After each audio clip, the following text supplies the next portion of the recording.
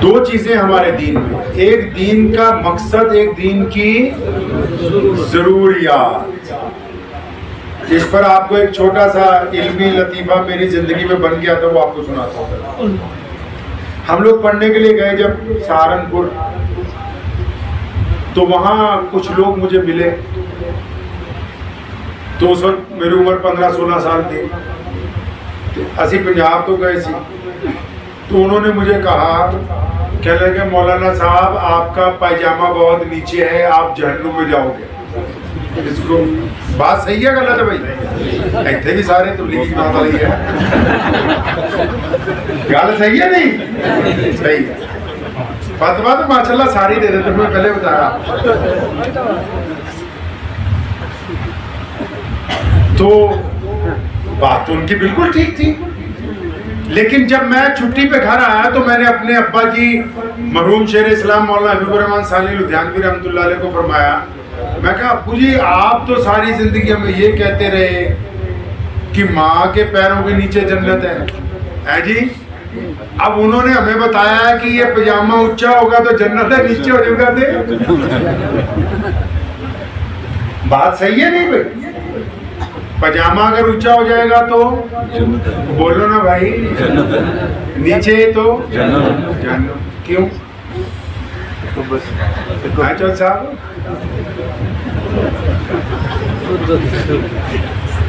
अगर पूछेंगे ना आप में से सबको अलग अलग बुला के, तो 100 में से 2 को भी नहीं पता होगा, बस मौलवियों को पता हो। हाँ, लेकिन अगर किसी का पजामा हो जाए थल्ले, फिर देखो सैयदना अबू बकर सिद्दीक रज़ियल्लाहु ताला अन्हु से किसी ने जाके कहा कि अभी अभी मस्जिद नबवी में नबी सलाम ने बता दिया कि अपने पायजामे चादरें ऊंची कर लो, जिसके नीचे होगी वो जहन्नुम में जाएगा। और ये सच है, हक है, प्यारे पैगंबर ने कहा है और ये ऐसे ही करना है। अबू बकर आए दौड़े दौड़े, या रसूलल्लाह, थोड़े हेल्दी थे ना, या रसूलल्लाह मेरी चादर तो अक्सर ढलक जाती है। और मैं अबू बकर घबरा नहीं, कोई गल नहीं, फिर क्यों होया? या रसूलल्लाह किसके लिए कहा है?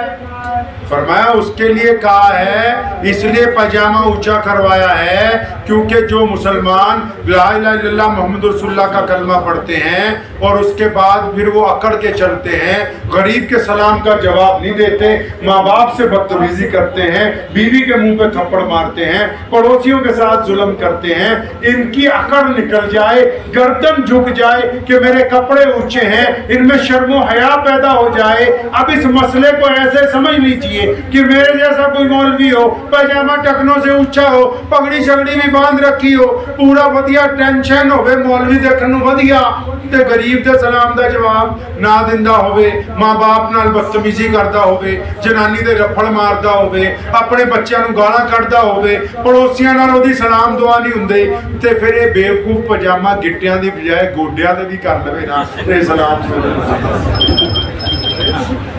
जब रूह मर गई, जब मसले की रूह खत्म हो गई, मकसद, जब मकसद फोत हो गया, फिर इस जरूरत के कोई मायने नहीं है।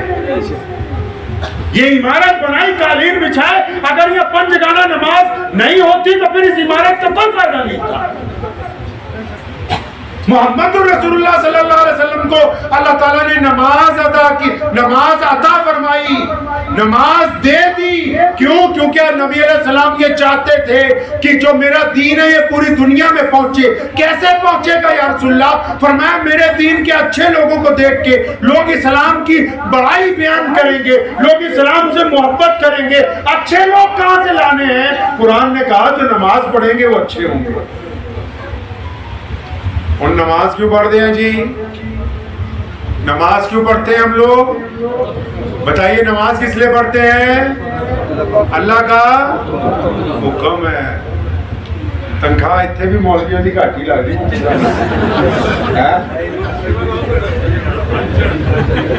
आहो, साढ़े कहावत है ना भी जिन्ना गुड़ पाओगे उन्हें बिठा है जी। नमाज क्यों पढ़ते हैं? है जी, अल्लाह का हुक्म है। और कुछ? अब मुफ्ती साहब बैठे, कुरान शरीफ नहीं अजय कितने लिखे हुए। नमाज की वजह तस्मीया कुरान पाक ने बयान की। एक जगह नहीं की, मुताबिक जगह की। सिर्फ ये नहीं कहा कि फर्ज कर दी गई। नमाज की वजह तस्मीह। आप देखो हमारी उम्रें कितनी हो गई, हम लोग नमाज में आपस में किस तरह एक दूसरे से बहस करते हैं कि तेरा पजामा ठीक नहीं, तुम सही तरह नियत नहीं बांध रहे, ये नहीं वो नहीं। इनसे पूछो अपने बुजुर्गों से, अगर इत्थे नियत बांध लीजिए तो नमाज हो जाएगी। इत्थे नियत बनिए तावी, इत्थे बनिए थे तावी। जेड़े रफेदान करते उन्हां दी भी हुंदी, जेड़े नहीं करते उन्हां दी भी हुंदी है। लेकिन जब नमाज अपनी नियत पाक ना होवे फिर नहीं हुंदी। नमाज क्यों फर्ज की गई ये पता ही नहीं है। हाँ नमाज फर्ज है पता। कुरान पाक ने कहा नमाज इसलिए फर्ज की गई ताकि आप गंदी बातें करनी छोड़ दें, अच्छी बातें करने लगे। फिर कुरान ने कहा नमाज इसलिए फर्ज की गई ताकि आप मुत्तकी बन जाएं। फिर कुरान ने कहा नमाज इसलिए फर्ज की गई ताकि आप गरीब के मुंह में खाना डालें। हाजी कहा जी ना बस नमाज फर्ज है, पता ही नहीं कि नमाज क्यों फर्ज है। अंदाजा लगाइए, पता ही नहीं नमाज क्यों फर्ज है, क्योंकि हमारे पास फुर्सत ही नहीं। ना सीरत पढ़ने की फुर्सत है, ना कुरान पाक की तफसीर पढ़ने की फुर्सत है। हम तो 24 घंटे चक्कर में लगे, आ मौलवी नु कट्टो ते दूजा ले आओ, आ प्रधान लाओ ते नवा ला लियो। वो कट्टो कट एक दा लड़ता फड़ लो तो दीन दा समझा है। तो आपको इस पे हंसी आ रही, लेकिन ये दुख की बात है कि हमें ये पता ही नहीं कि नमाज पढ़ते क्यों है, नमाज फर्ज क्यों की गई। सुनो, नमाज इसलिए फर्ज की गई ताकि हमारी जुबान से गाली ना निकले, ताकि हम किसी की बेटी की तरफ गंदी निगाह ना डालें, ताकि हम किसी का माल हड़प ना करें, ताकि हम अपने पड़ोसी पर जुल्म ना करें, ताकि हम अपने बहनों का हक ना खा जाएं, ताकि हम अपनी बीवी से बदतमीजी ना करें, ताकि हम अपने बच्चों पर जुल्म ना करें, ताकि हम अपने कारोबार में बदकियामती ना करें। अगर आपकी नमाज आपको गुनाहों से, आपको बदमाशी से, आपको अय्याशी से नहीं रोक रही तो फिर आप एक सिर्फ रस्म अदा कर रहे हैं, नमाज अदा नहीं है। मस्जिद काते बनाई सी है जी, मौलविया की तनख्वाह बता दो, शराबत ना सुन लो। घट्टो घट 50,000 तो हो गए हूँ, तुम इतने सदमा लग जाना। दो मौलवी ने नहीं, मैनू किसी ने कहा अजे तक। ऐ दसो जो सरकारी इतने बड़े बड़े डिपार्टमेंटा च मुलाजम ने, कोई हैंडीक्राफ्ट च, कोई सिविल च, कोई कितने की, हूँ 50,000 तो घट है किसी की तनख्वाह है। ते नमाज पढ़ाने वाला शर्म है नहीं। थोड़ी कटोरी च पानी लेके कोशिश करो जो डुबकी लग जाए थे। ये बिना मजाक के कह रहा हूं मैं आपसे, जिनसे दीन सीखना है उनको आपने परेशान रखा, वो जब वो बेपरवाह होंगे अपनी जिंदगी से तब वो ये बातें, ये गुफ्तगू आपसे रोजाना करेंगे। आपने तो कह रखा ना असी पैसे पूरे नहीं देने, साड़ी बुढ़ियों को 500 ले जो तो नहीं देंगे। कुछ तो ख्याल करें कि दीन का निजाम आप कैसे चला रहे हैं, दीन की जरूरियात की तरफ देखते हैं, मकसद की तरफ आप देख। जिन्होंने आपको दीन समझाना है ना, आपको उनके पता है, जिनसे दीन समझना है ना उनका पता है। सिर्फ एक रस्म अदा हो रही है, रस्म अदा करने से अल्लाह राज़ी होने वाले नहीं। आपने सोचा मस्जिद नमाज पढ़ने के लिए, मुफ्ती साहब से पूछो, नमाज तो घर पे भी हो जाती है, नमाज तो कार रोक के सड़क पर भी हो जाती है, नमाज तो रेलगाड़ी में भी अदा की जा सकती है, नमाज तो किसी चाय की दुकान पर भी आप पढ़ सकते हैं, नमाज तो आप खेत में काम करते हुए भी पढ़ सकते हैं। नमाज कहाँ नहीं पढ़ सकते आप? मस्जिद क्यों बनाई है? प्यारे पैगंबर सल्लल्लाहु अलैहि वसल्लम ने कहा मस्जिद बनाई इसलिए है ताकि हम लोग इकट्ठे होकर नमाज पढ़ेंगे। या रसूलुल्लाह इकट्ठे क्यों होना है? फरमाया ताकि कंधे से कंधा जोड़ के खड़े होंगे। प्यारे पैगंबर सल्लल्लाहु अलैहि वसल्लम से पूछा गया, सोनिया कंधे से कंधा क्यों जोड़ना है? फरमाया ताकि तुम्हारे दिल आपस में जुड़ जाए, नफरत खत्म हो जाए, एक खूबसूरत माशरा बनाया जाए, इसलिए मस्जिद बनाई है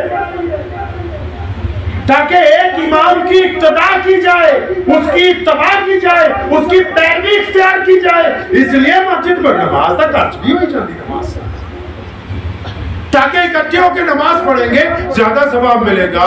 और फिर मस्जिद होगी, फजर की नमाज में अब्दुर्रहमान भाई नहीं आए, जोहर में नहीं आए, असर में नहीं आए, मगरिब में नहीं आए, तो ईशा में तो 2-4 यार दोस्त जो नमाजी होंगे वो पूछने के लिए जाएंगे कि यार आज तू नमाज के लिए क्यों नहीं आया। मोहम्मद रसूलुल्लाह ने पूछा एक दिन अबू बकर से, आज फजर में लेट आए, कहाँ गए? या रसूलुल्लाह, वो अब्दुर्रहमान बिन औफ बहुत बीमार थे ना, उनकी बीमारदारी के लिए गया था, 2 दिन से मस्जिद नहीं आए वो। मस्जिद का मकसद फौत कर दिया हमने, नमाज का मकसद भी फौत है। कोई पता नहीं आगे कुड़ियां नू बच्चियां नू अगर पर्दा कर लो बुरका, और ठीक है पर्दा करना हुक्म है इस्लाम का, बुरका लेना चाहिए। लेकिन जब इनको कहा, अल्लाह ताला ने, रसूलुल्लाह ने कहा कि तुम लोग चेहरे पे बुरका रखो, लिबास खुला डुला पहनो, तो इनके साथ साथ इन मर्दों को भी कहा कि अपनी आंखें झुका के रखा करो, किसी की बेटी की तरफ गंदी निगाह मत डालो। ये तो याद है कि बेटी को पर्दा कराना है, ये नहीं याद कि बेटे को बताना है कि किसी की बेटी की तरफ बदतमीजी की निगाह न डालना। ये याद है कि मस्जिद में कारपेट बिछाने, ये नहीं याद कि मस्जिद में अगर कोई प्यासा आ जाए, कोई भूखा आ जाए, कोई मोहताज आ जाए, कोई यतीम आ जाए, तो उसकी कब्रगिरी भी करनी है।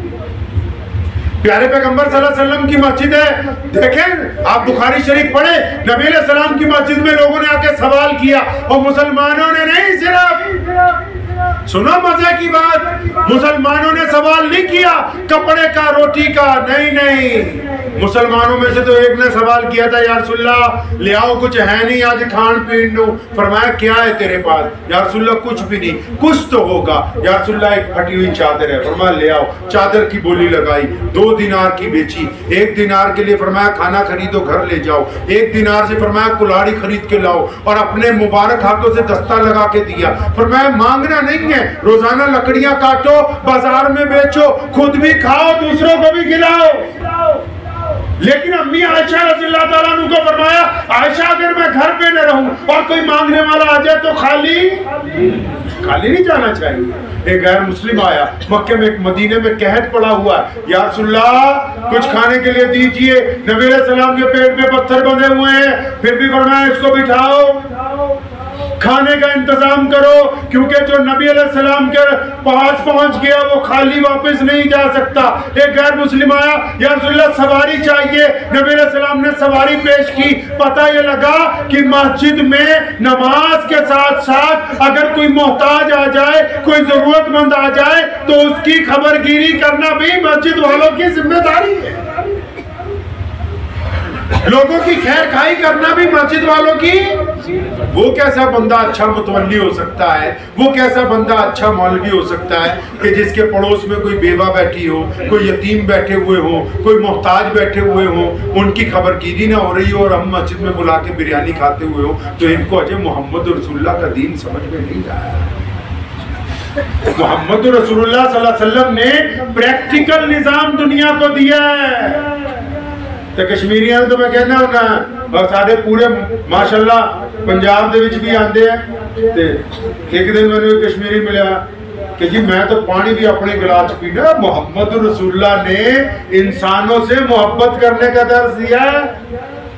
प्यारे पैगंबर ने हुक्म फरमाया कि पूरी दुनिया खुदा का कुंबा है, ये नबी अलैहिस्सलाम है। ये मस्जिद का आपको कमाल ही नहीं पता। ये मस्जिद वो जगह है कि जहाँ जब इमाम के पीछे मुअज्जिन तकबीर कहता है ना, बादशाह भी आके खड़ा होता है, फकीर भी आके खड़ा होता है, अमीर भी आके खड़ा होता है, पल्लेदार भी खड़ा होता है। ये सिर्फ नमाज ही नहीं सिखाती, ये भी सिखाती है कि जब तेरे दरबार में पहुंच गए हैं तो हम सब एक हैं, हम में कोई अमीर गरीब बाकी नहीं है। अगर नमाज हो रही हो, या आपके मेहमान बड़े बड़े बैठे हैं, मुफ्ती साहब बैठे, सगीर साहब, ये मुफ्ती साहब बारामुल्ला से तशरीफ रखते हैं, इतने बड़े बड़े लोग बैठे हैं। अभी अगर यहाँ जमात खड़ी हो जाए और हम 4-5 मौलवी पीछे रह जाएं तो जगह कहाँ मिलेगी जी? वो कहाँ जगह मिलेगी नमाज की? पीछे जगह मिलेगी। कोई मुसलमान बादशाह आ जाए, कोई बड़ा वजीर आ जाए, कहाँ जगह मिलेगी उसे? पीछे मिलेगी। मस्जिद सिखा नहीं रही दुनिया वालों को कि ये रब का घर है, कि यहाँ कोई बड़ा छोटा नहीं होता, जो जितनी देर से आएगा उतना पीछे खड़ा होगा, ज्यादा देर से आएगा तो जहाँ मुसलमानों ने जूतियां उतारी वहां खड़ा होगा, क्योंकि ये रब का हुक्म है कि रब के बंदों के ऊपर कोई फैलाता हुआ आगे नहीं जा सकता। आपने क्या सोचा मस्जिद सिर्फ 2 रकात नमाज के लिए है? मस्जिद मोहब्बत सिखाती है, मस्जिद इत्तेफाक सिखाती है, मस्जिद सखावत का दर्स देती है, मस्जिद छुआछूत का खात्मा करती है, मस्जिद लोगों से सिला रहमी का दर्स देती है। नबी सलाम ने इसी मस्जिद के मेंबर पे खड़े होकर कहा था, अबू बकर सारी ज़कात एक जगह इकट्ठी करो। ज़कात तो तुसी भी बांटते हो नहीं भी? और बांटते नहीं। कभी किसी मौलवी ने पूछा सुन्नत तरीका की है? दूसरे कहा नहीं, मौलवी तो असी दसदे सुन्नत की है। पूछा कभी किसी मौलवी ने भी सुन्नत तरीका की है? नहीं ना पूछा। प्यारे पैगंबर ने क्या कि ज़कात अबू बकर नू क्या रसूल इकट्ठी करो, इकट्ठी कर ली की करनी है सोनियो। फरमाया ये महल्ले की मस्जिद इकट्ठी करांगे ना, हदीस का मफहूम तो समझाण दिया, इकट्ठी करांगे ना फिर सारे चौधरी इकट्ठे होकर बह जाएंगे, फिर ये देखेंगे कि महल्ले च बहुत ज्यादा गरीब किहड़ा है, वो जिहदे घर दाने ही कोई नहीं, जिहदी दुकान ही नहीं चलती पई, जिहदी बच्ची बैठी हुई है, वो जिहदी छत गिरन वाली है, आपां उहनूं कारोबार करवा के देवांगे। की करके देवांगे? कारोबार करवा के देवांगे, ताकि अगले साल वो भी ज़कात देने वाला। उमर बिन अब्दुल अजीज रहमतुल्लाह अलैह, उमर सानी जिनको कहते हैं, उनके दौर में ज़कात की गाड़ियां भर के ना जवाहरात की चिट्ठी लिख के जाती थी, कभी यमन के गवर्नर को, कभी ईरान के, कभी इराक के, भी ज़कात बांट दो, वापस आ जाती थी। हज़रत कोई है ही नहीं ज़कात लेने वाला। वो तेल निकलने से अमीर नहीं हुए, रसूलुल्लाह ने उनको 1400 साल पहले सिखा दिया था कि ये ज़कात 1-1 रुपया करके बांटने के लिए नहीं बनाई, ये तुम में से जो मोहताज हैं, तुम में जो गरीब हैं, तुम्हारे इलाके में जो परेशान हाल हैं, उनको भी कारोबारी बनाने के लिए बनाई है, ताकि तुम्हारा माशरा एक नेक लोगों का माशरा बने। हमने तो वो भी नहीं पूछा कि इसका तरीका क्या है। नहीं, तरीका वैसे दसांगे जी। पंचायत में अगर हमारे मिजाज दीन के ऊपर गालिब आ गया तो इसका मतलब हम अल्लाह और उसके रसूल की इत्तबा नहीं कर रहे। अगर अल्लाह और उसके रसूल की इत्तबा हम पर गालिब आ गई तो हम मोहम्मद रसूलुल्लाह की इत्तबा करने वाले। हमने नबी अलैहिस्सलाम के दीन को करीब से कब समझा? हमने 3-4 जरूरतें पकड़ ली कि अच्छा बिल्कुल नमाज टाइम पे होनी चाहिए, अजान टाइम पे होनी चाहिए, रोजा टाइम पे खुलना चाहिए, निकाह के अंदर मौलवी साहब को बुलाना है, घर के अंदर खत्म कुरान कराना है, और फिर कोई नजर न्याज देनी है तो इधर कुरान पाक ने भी नजर न्याज देने की गल की थी ना, अराइत अल्लाह जी युकज़्ज़िबु बिद्दीन।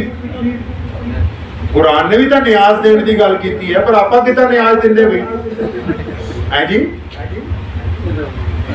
आप न्याज कितना दिने जी? हम तो न्याज ऐसे देते हैं ना आजकल, अपने घर वालों को बुला के बढ़िया कोरमा बिरयानी बना के, मौलवी साहब ने बुला के बिस्मिल्लाह पढ़ के अद्धी तुसी गाल ने अद्धी ऐसी गाल।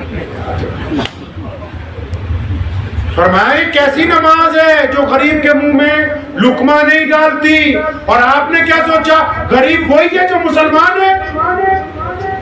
ये आपको सबक किसने पढ़ाया कि मोहताज वही है जिसका मजहब इस्लाम है, उसके अलावा जो गरीब है गरीब नहीं।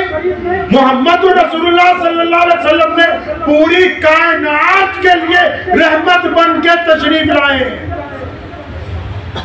नबी अलैहिस्सलाम ने जब गरीबों की मदद की है उनको तो नहीं पूछा कि भाई तुम्हारा मजहब क्या है।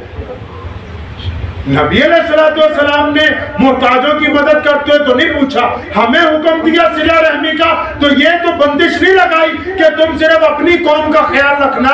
नबी अलैहिस्सलाम का दीन इतना कमजोर तो नहीं है कि हमारे पड़ोस में हमारा कोई गैर मुस्लिम भाई, हमारा कोई हिंदू भाई, कोई सिख भाई, कोई ईसाई, कोई दलित, वो भूखा हो, वो प्यासा हो, उसके घर में मोहताजी हो और फिर हम अपने घर में बेहतरीन खाना खाता रहे। ये दीन हमें समझाया किसने? ये किसने समझाया दीन का? मोहम्मद रसूलुल्लाह तो उस बुढ़िया की मदद करने लगे, वो तो रसूलुल्लाह की मुखालिफ है। सैयदना बिलाल की जिस दिन मदद की उस वक्त तो उन्होंने कलमा नहीं पढ़ा। प्यारे पैगंबर सल्लल्लाहु अलैहि वसल्लम ने हमें ये दर्स दिया, हमें ये पैगाम दिया कायनात के लिए। और हम क्या थे पहले? हम तक जब तक दीन नहीं पहुंचा था हमारी हैसियत क्या थी? आज हमारे पास जो इज्जतें हैं, हमारे पास जो वकार है, हमारे पास जो रसूलुल्लाह की जात है, हमारे पास जो किबला है, हमारे पास जो कुरान है, हमारे पास जो अजमत है, ये तो मोहम्मद रसूलुल्लाह की अता की है। जिनको खुद इज्जत मोहम्मद रसूलुल्लाह ने दी हो, वो दूसरों को इज्जत बांटने से घबराते हो भाई? वो दूसरों के साथ सिला रहमी करने से परेशान हो जाते हो? प्यारे मोहम्मद सल्लल्लाहु अलैहि वसल्लम ने फराख दिली के साथ पूरी कायनात के सामने अपना दीन रखा है। मोहम्मद रसूलुल्लाह सल्लल्लाहु अलैहि वसल्लम ने सिर्फ इंसानों से नहीं, जानवरों के साथ, जानवरों से भी नहीं, दरख्तों के साथ, सिर्फ दरख्तों के साथ नहीं, पानी के साथ कोई ऐसा नबी अलैहिस्सलाम ने शोभा नहीं छोड़ा जिसमें नबी अलैहिस्सलाम ने हमें सिला रहमी करने का दर्स ना दिया। लोगों से मोहब्बत का दर्स दिया, दूसरों की बेटियों की इज्जत का दर्स दिया, दूसरों की इबादत गाहों की हिफाजत का दर्स दिया। पानी के बारे में फरमाया कि जितनी जरूरत हो उतना इस्तेमाल करो, बाकी जाया ना करो। खेतियों के बारे में फरमाया कि इनको, दूसरोों की खेतियों को पामाल ना करो। हमने समझा बस दीन इसी का नाम है कि भाई 5 वेले नमाज पढ़ लेनी है, उस तो बाद अपने घर जाना है, अल्लाह अल्लाह खैर सल्लाह। अगर आपका दीन आपके मिजाज में शामिल नहीं है, सुन लीजिए बात को, दिल की तख्ती पर लिख लीजिए, अगर आपका दीन आपके मिजाज में शामिल नहीं है, सिर्फ जुबान तक है, तो अल्लाह के नजदीक आप अच्छे मुसलमान नहीं बने। आप अभी अच्छे मुसलमान नहीं बने। आपका दीन अगर आपकी आंखों में शर्म हया लाता है, आपका दीन अगर अपने अजीजों अकारिब की चुगली करने से आपको रोकता है, आपका दीन अगर अपने पड़ोसी पे जुल्म करने से आपको रोकता है, आपका दीन अगर किसी की बेटी की तरफ गलत निगाह डालने से रोकता है, तो यकीनन आप खुशकिस्मत हैं। अगर आपका दीन आपको बुराइयों से नहीं रोक रहा, तो इसका मतलब और अच्छी तरह नमाज पढ़ने की जरूरत है, क्योंकि नमाज अभी फायदा दे रही है। करेंगे कोशिश इंशाअल्लाह। कौन सी वाली? नबी अलैहि सलाम की एक सुन्नत है, वो अपनानी है इंशाअल्लाह। कोई इंशाअल्लाह सुन्नत केड़ी? गोश्त खाना ली, कई का हलवा खाना होंगे, कहते मिठा खाना भी सुन्नत है। सुन्नत केड़ी जी?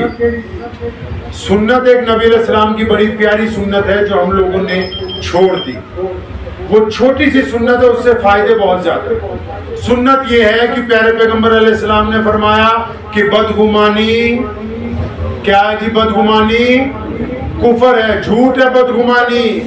नबी अलैहिस्सलाम क्या चाहते हैं कि मेरे दीन की इत्तबा करने वाले लोग मुस्बत सोचें, पॉजिटिव सोचें, दीन की इत्तबा करने वाले लोग अच्छा सोचें। और हम लोग कैसे सोचते हैं, अल्लाह माफ फरमाए?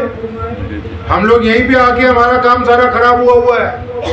हम लोग कैसे सोचते हैं? भाइयों के मुतालिक गलत सोचते हैं, पड़ोसियों के मुतालिक गलत सोचते हैं, अपने उलमा के मुतालिक गलत सोचते हैं, दोस्तों के मुतालिक गलत, बीवी बच्चों के मुतालिक। 24 घंटे जब आप सोचते ही गलत हैं, तो अल्लाह ने तो कह रखा है ना कि मैं अपने बंदे के गुमान के साथ हूँ। वो क्या है ना अल्लाह ने कि बंदे दे नाल ही है। बंदा चाहेगा कि मैं खुशहाल रहना है, सारी दुनिया की ताकतें लग जाएंगी अल्लाह की तरफ से, इसको खुशहाल कर दो। बंदा कहेगा जी मैं बदहाल रहना है, ठीक है फिर बदहाल ही रहना। बंदा कहेगा मैंने इज्जतदार बनना, अल्लाह इज्जतदार बना देंगे। बंदा कहेगा नहीं जी मैं तो इतना ही रहना, फिर वो लगेंगे इसको ऐसे रहना। आपकी सोच कहाँ पे? नबी अलैहिस्सलाम को सहाबा ने कहा या रसूलल्लाह वो फला बंदे पे हमें शक है, बेईमान है, नाराज हो गए। फरमाया इसकी छाती फाड़ के देखिए।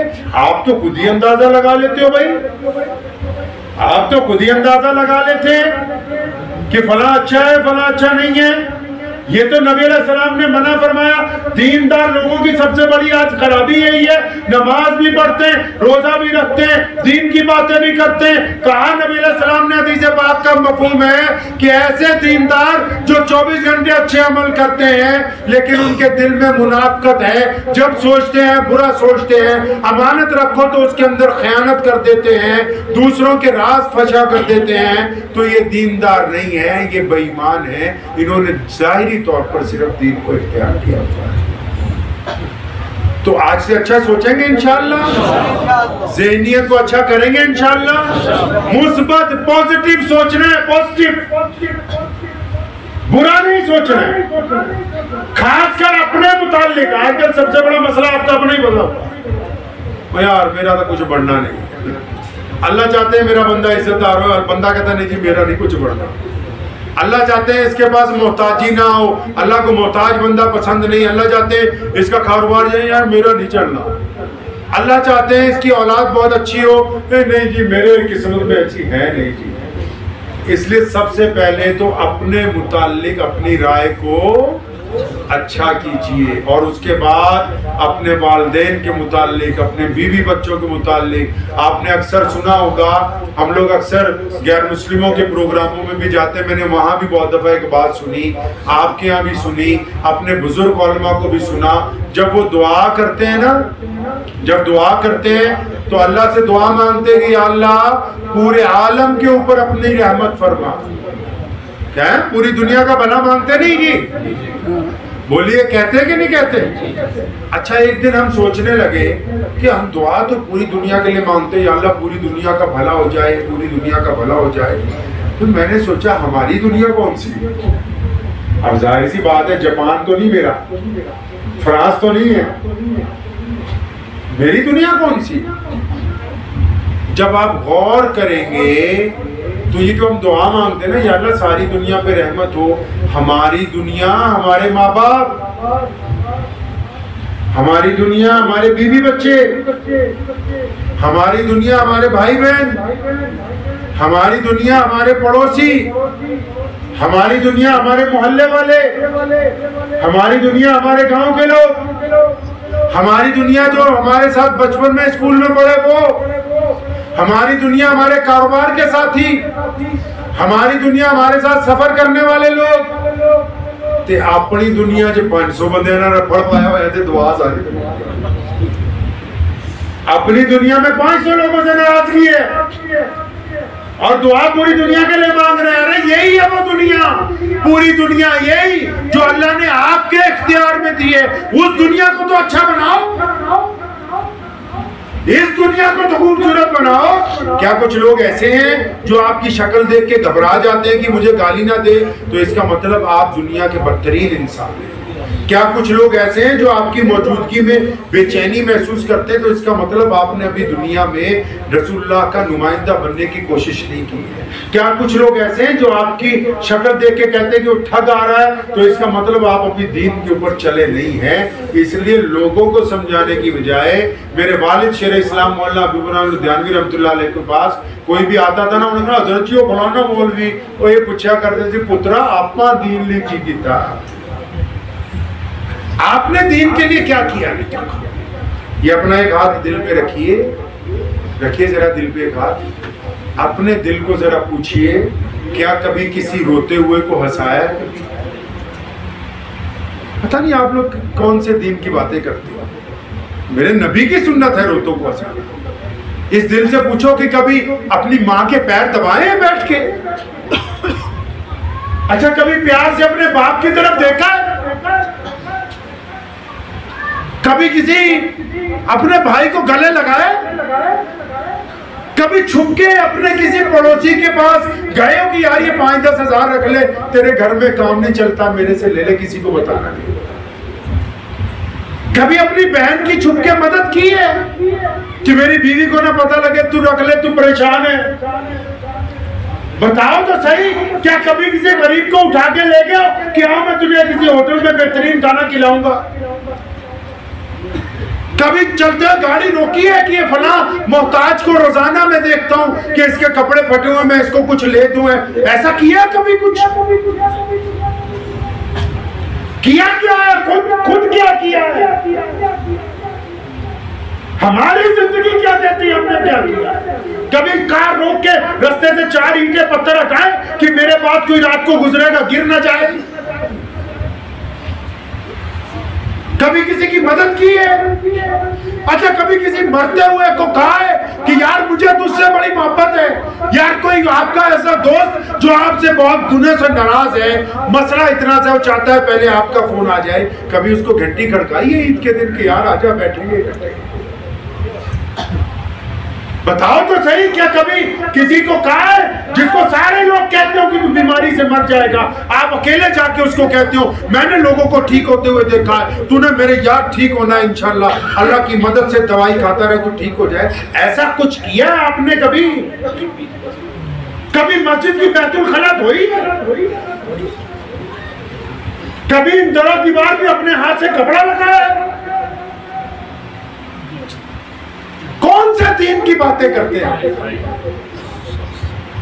वो बातें क्यों नहीं करते जो रसूलुल्लाह ने की? प्यारे पैगंबर ने मस्जिद नबी की दीवारों पे पत्थर खुद उठा के लगाए, गारे की तगारियां नबी अलैहि सलाम ने रहमत वाले हाथों से उठाई है। अम्मी आयशा के साथ बावर्ची खाने में काम करवाया, अपने घर की सफाई सुथराई का निजाम दुरुस्त रखा, अपने घोड़े की नाल नबी अलैहि सलाम ने खुद रखी है। प्यारे पैगंबर अलैहि सलाम काम सारे अपने खुद करते रहे। हमने क्या किया ऐसा दीन के लिए?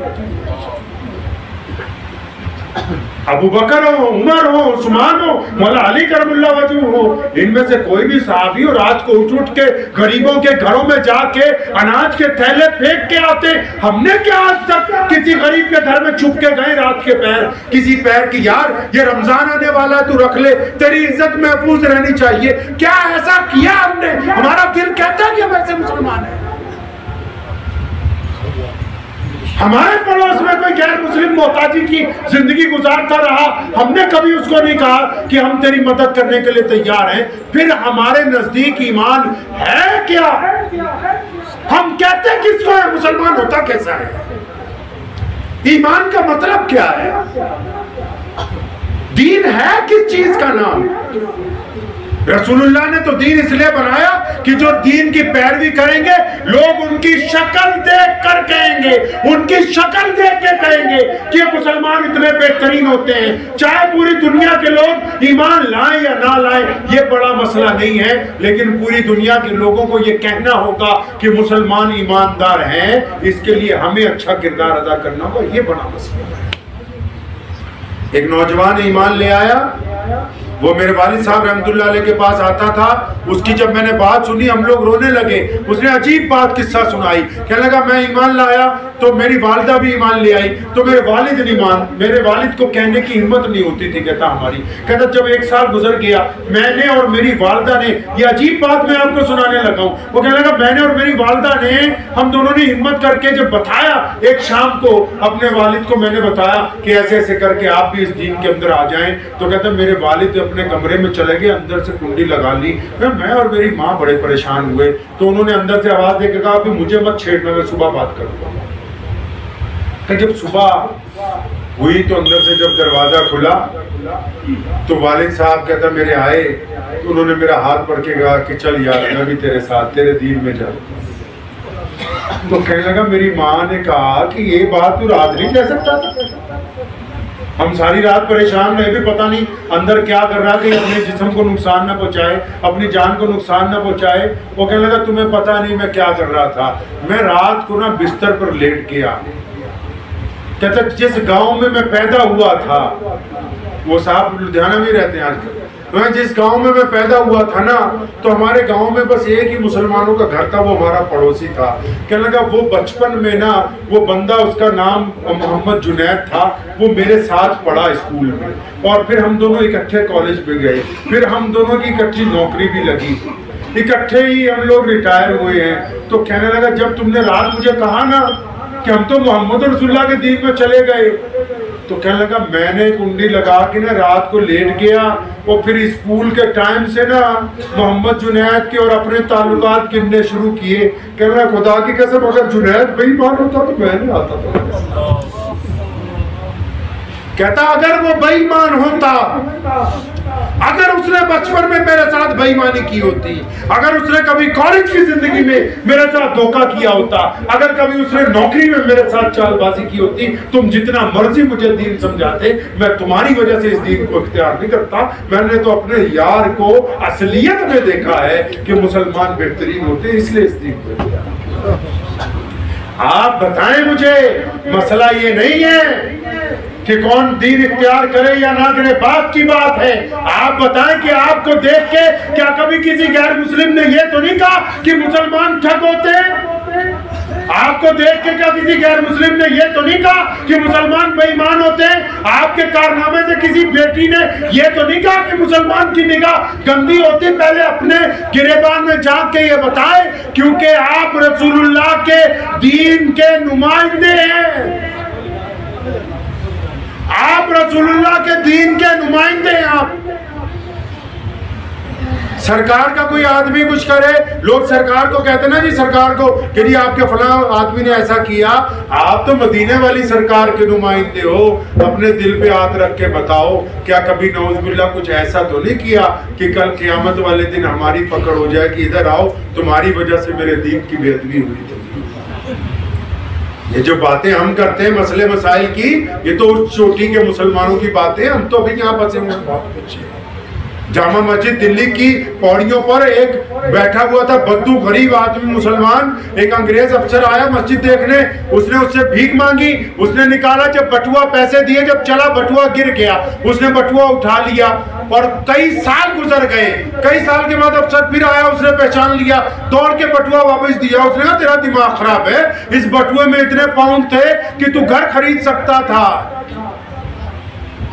तो उस गरीब मुसलमान ने, भीख मांगने वाले ने जवाब दिया था, कहने लगा मैंने बटुआ इसलिए संभाल के रखा कि तुम ईसा अलैहिस्सलाम की उम्मत में से हो, कहीं क़यामत वाले दिन मेरे नबी के सामने तुम्हारे नबी ने अगर शिकायत लगा दी तो मेरे नबी को शर्मिंदगी ना उठानी पड़ेगी। हम उस आला तरीन कायनात के उस नबी की उम्मत में से हैं जो साहिब खुल्के अजीम है, जिनके बारे में शेख सादी ने कलम तोड़ दिया था, बथेरों ने नाते लिखी, बथेरों ने कलाम लिखी। उन्होंने इस बात पर बात खत्म की थी कि बाद अज खुदा बुजुर्ग हुई कि या अल्लाह हमें तो एक बात समझ आ गई कि आपके बाद अगर कोई है तो मोहम्मद। आपको रसूलुल्लाह से प्यार है? बोलिए है प्यार। अगर रसूलुल्लाह से प्यार है तो फिर झूठ ना बोलिए। अगर रसूलुल्लाह से प्यार है तो किसी की बेटी की तरफ गंदी निगाह मत डालिए। अगर रसूलुल्लाह से प्यार है तो ठगी मत मारिएगा। अगर रसूलुल्लाह से प्यार है तो गलत मत तोलिएगा। अगर रसूलुल्लाह से प्यार है तो पड़ोसियों का हक ना खाना। अगर रसूलुल्लाह से प्यार है तो अपनी बहन का हक लेके ना रख लेना। अगर रसूलुल्लाह से प्यार है तो माँ बाप के आगे आंख उठा के ना देखना, दोनों कंधे झुका के माँ बाप के साथ गुफ्तगू करना। ये अल्लाह करीम का हुक्म है। ये वो बुनियादी बातें प्यारे नबी अलैहिस्सलाम की, क्योंकि मेरे नबी की ये ख्वाहिश है कि उनकी उम्मत सारी जन्नत में उनके साथ हो। मेरे नबी अलैहिस्सलाम चाहते हैं कि पूरी कायनात के लोगों के ऊपर अल्लाह तबारक व तआला अपनी रहमत नाजिल फरमा दे। तो नबी के मानने वालों पर भी लाजिम है कि वो नबी की इत्तबा करेंगे इंशाअल्लाह। हाँ, तो इस बात को ज़हन नशीन कर ले कि जब भी सोचें अच्छा सोचें और हर काम में सुन्नत को इख्तियार करेंगे इंशाअल्लाह। एक बात मेरे ज़हन में कल आई थी, जाते जाते कहनी है, दो काम तो आप लोगों के इलाके में मुझे अच्छे नहीं लगे। इलाका तो बहुत अच्छा है, खूबसूरत है। एक तो हर दूसरे बंदे के हाथ से सिगरेट पड़ी हुई, हर एक दूसरे आदमी के हाथ में सिगरेट बीड़ी पकड़ी हुई। बहुत बुरी बात। पता नहीं आप लोग इसको मना ही नहीं करते। घर वाले औरतों बहनों को भी कहूंगा कि जितने पीने वाले हैं इनको खाना खिलाने की कोई जरूरत नहीं है। हर एक के हाथ में पकड़ी हुई है भाई, हर दूसरा तीसरा आदमी। गाड़ी में से अलग धुआं निकल रहा है, इसमें से अलग धुआं निकल रहा है, जबकि पता है कि बीमारी है और लाइलाज बीमारी है। नशे से बचने के लिए नबी अलैहिस्सलाम ने हुक्म फरमाया, नशा कोई भी, उससे परहेज कीजिए। नशा खरीदना भी गुनाह, नशा बेचना भी गुनाह, नशे वाले की मदद करना भी गुनाह, नशा करना भी गुनाह। और दूसरी बात ये कि जिन हजरात ने भी दाढ़ी रखी वो सुन्नत के मुताबिक रखें, कम से कम इतनी हो कि महसूस हो कि ये बेहतरीन जो है अच्छी दाढ़ी। जब आप नबी अलैहिस्सलाम से प्यार करेंगे ना तो आपकी जिंदगी में तब्दीली आ जाएगी। याद रखो, दीन फतवों से नहीं सीखा जा सकता, दीन सीरत से सीखा जा सकता है। फतवे से तो बंदा पाबंद हो सकता है ना, लेकिन जब इश्क हो जाएगा तो तो फिर उस पैरवी को इख्तियार करेगा जो मोहम्मद रसूलुल्लाह सल्लल्लाहु अलैहि वसल्लम की पैरवी है। तो दुआ भी कीजिए, असर की नमाज का वक्त भी हो गया है, फिर दोबारा हाजिर होंगे इंशाअल्लाह ताला। ये बड़ी कुर्बानी है इन हज़रात की कि बेटियों का यहाँ मदरसा बनाया। आपको शायद पता नहीं, कई लोग कहते हैं मॉडर्न इस्लाम को, इस्लाम से ज्यादा जदीद मजहब दुनिया में कौन सा है? मौला अली करमुल्लाह वजह ने कहा, या रसूलल्लाह, फरमाया रिश्ता मांगने आया फातिमा का, अल्लाह भी चाहते हैं, अल्लाह भी चाहते हैं कि मौला अली का रिश्ता। लेकिन प्यारे पैगंबर ने क्या कहा, रुक जाओ, पहले किससे पूछना है? वो इतना जदीद मजहब है, बेटियों से बगैर पूछे फैसला नहीं। इतना जदीद मजहब है कि हजरत अम्मी खदीजतुल कुबरा कारोबार भी करती हैं। इतना जदीद मजहब है कि नबी अलैहि सलाम के सफर में उम्महातुल मोमिनीन साथ में जाती हैं। इतना जदीद मजहब है कि मुसलमान एक मुद्दत तक अपने सारे फतवे अम्मी आयशा रज़ियल्लाहु तआला अन्हा की चौखट से लेते रहे। कौन कहता है कि बेटियों पे इस्लाम ने पाबंदी लगाई? ये तो अजमत वाली बात है कि रसूलुल्लाह ने बेटी को अल्लाह की रहमत बताया। और ये आपके लिए खुशकिस्मती की बात है, ये जिन लोगों के सरों पर पगड़ी रखी गई, ये इनकी बेटियों ने तो आज इनके सर के ऊपर इज्जत की पगड़ी रखवाई। ये बेटियों ने ही तो इनका सर ऊंचा किया है। तो अपनी बेटियों को खूब पढ़ाइए। और मदरसे वालों से भी गुजारिश है कि जदीद तालीम, जो आम तालीम है दूसरी, वो भी साथ में मदरसे में दीजिए। और आप हजरात को एक बात बताऊं, जितने लोग मदारिस में जाते हैं, अपने औलमा का इकराम किया करें, औलमा का एहतराम किया करें। अगर आप औलमा की इत्तबा और पैरवी करेंगे, आपकी ज़िंदगी में सुकून आ जाएगा। अगर आप आम लोगों के साथ दवाई लेंगे, मतलब बिना MBBS डॉक्टर के हर एक बंदे से फतवा लेते फिरेंगे, तो आपकी ज़िंदगी में दीन आने वाला। दुआ कीजिए, वक्त भी हो गया। अल्लाह करीम मुझे भी, आप सबको भी इसके ऊपर अमल की तौफीक अता। मुझे उम्मीद है कि आपको ये वीडियो पसंद आई होगी। अगर पसंद आई हो तो ये आप अपने दोस्तों के साथ शेयर करें और इस चैनल को सब्सक्राइब ज़रूर करें।